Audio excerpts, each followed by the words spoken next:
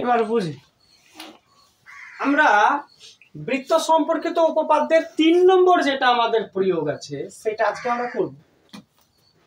কি আমি যে এ কেন্দ্রীয় বৃত্তের ব্যাস নয় এরকম একটা জ্যা পিকিউ আঁকি, এ থেকে পিকিউ এর উপর এএন লম্ব আঁকি, যুক্তি দিয়ে প্রমাণ করি যে পিএন ইকুয়াল টু এমকিউ এর সমান। তো এটা করতে গেলে প্রথম কথা আমাকে প্রদত্ত, প্রদত্ত মানে এটা কি, প্রশ্নে যে কথাটা দেওয়া আছে সেটা জ্যামিতিক রূপে লেখা।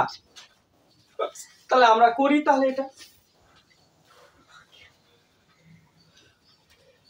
বলছে আমি এ কেন্দ্রীয় বৃত্তের ব্যাস, এ কেন্দ্রীয় বৃত্ত, তাহলে এ কেন্দ্রীয় বৃত্ত আঁকি, তাই তো? তাহলে আমি একটা কি এঁকেছি, এ একটা কেন্দ্রীয় বৃত্ত এঁকেছি। যুক্তি দিয়ে প্রমাণ করি যে PM is equal to M Q,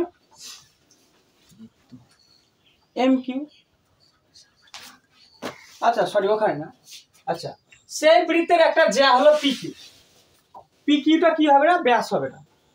তাহলে দেখেছি এইরকম একটা জ্যা, মানে কেন্দ্র থেকে যাবে না, এরকম একটা সিম্পল একটা জ্যা হবে, আমি জ্যাও এঁকেছি পিকিউ।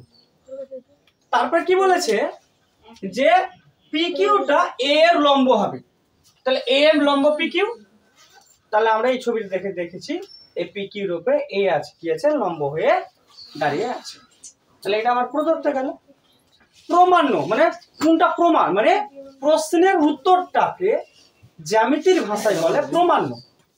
তাহলে আমাকে কি বলতে প্রমাণ করতে হবে, PM is equal to M Q, মানে প্রমাণ্যটা কি হলো PM is equal to M Q.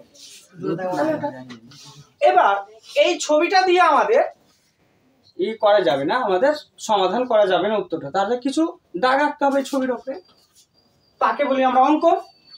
তাহলে এটা ছিল আমার প্রশ্নের ছবি, কিন্তু এই প্রশ্নের ছবি দিয়ে আমাদের কি করা সম্ভব নয়, সমাধান করা যাবে সম্ভব নয়, প্রমাণ করা সম্ভব নয়। তার জন্য আমাকে কি কিছু দাগ টানতে হবে। তো বলছি এই পি কে এর সঙ্গে যুক্ত করি, এটা যুক্ত করেছি, আর এ কে কিউ এর সঙ্গে, এ কে কিউ এর সঙ্গে যুক্ত করি, এটা যুক্ত করেছি।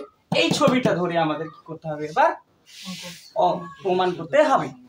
আমরা বোঝার সুবিধার্থে এই ছবিটাকে আমরা দুটো ছবিতে স্প্লিট করেছি, এটাকে আমরা কি করেছি, দুটো ছবিতে কি করেছি, আমরা ভাগ করে নিয়েছি, মানে আলাদা আলাদা করে নিয়েছি। এটা তোমাদের বইয়ে নাই, বোঝার সুবিধার্থে আমরা করেছি এটা। এখানে দেখো তাহলে দুটো আমাদের ত্রিভুজ তৈরি হয়েছে, দুটো ত্রিভুজ তৈরি হয়েছে। তাহলে এটা ত্রিভুজ আর এটা ত্রিভুজ, মানে এখানে দেখো এটা ত্রিভুজ আর এটা ত্রিভুজ, তাই না? এটা ত্রিভুজ আর এটা ত্রিভুজ, এটাকে আমি আলাদা করে দেখিয়েছি এটা। তো বলছে এই ত্রিভুজটা আর এই ত্রিভুজটার ক্ষেত্রে এই দাগটা দেখ, এই ত্রিভুজটা তৈরি করতে গেলে এই দাগটা লাগছে, আর এই ত্রিভুজটা তৈরি করতে এই দাগটা লাগছে, মানে এই বাহুটা লাগছে। এই ত্রিভুজের ক্ষেত্রে এইটা বাহু, আর এই ত্রিভুজের ক্ষেত্রে এই বাহুটা, মানে দুটো ত্রিভুজ যদি একটা বাহুর উপরে টিকে থাকে তাকে বলা হয় সাধারণ বাহু। তাহলে এটা কি আছে, এম, সাধারণ বাহু। আচ্ছা তারপরে দেখ এটা, এটা কি আছে, এজি পি এ, তাই না? এটার এটা, এটা এটা একে অপরের সমান, কেন সমান হবে, এরা দেখো এই বৃত্তটার কি আছে, ব্যাসার্ধ আছে, এই বৃত্তটার কি আছে, ব্যাসার্ধ আছে বলে এরা সমান। আচ্ছা এবার বলছে দেখো এটা কোণ আর এটা কোণ সমান, এটা কোণ এটা কোণ সমান, দেখো এটা এটা বাহু তো সমান হলো, দেখো এটা কোণ আর এটা কোণ সমান। এই দুটা কোণ কেন সমান হবে, দেখো পি এ পি কিউ এর উপরে এ এম কি আছে, লম্ব হয়ে আছে, পি কিউ এর উপরে এ এম কি হয়ে আছে, লম্ব হয়ে আছে। আর কোনো কিছুর উপরে লম্ব হতে গেলে কত ডিগ্রি কোণ করে, 90 ডিগ্রি কোণ করে। তাহলে এটাও 90 ডিগ্রি, এটাও 90 ডিগ্রি, তাহলে 90 ডিগ্রি হলে সমান, তাহলে এটা কোণ আর এটা কোণ কি হয়ে গেল, সমান। তাহলে আমরা বলতে পারি এটা ত্রিভুজ আর এটা ত্রিভুজ সব দিক থেকে সমান আছে। তাহলে এই ত্রিভুজ সর্বসম এটা, তাহলে আমি বলতেই পারি এটা দাগ আর এটা দাগও তাহলে কি আছে, সমান, মানে এই বাহুটা আর এই বাহুটাও কি আছে, সমান। আমার প্রমাণ হয়ে গেল, ব্যাস।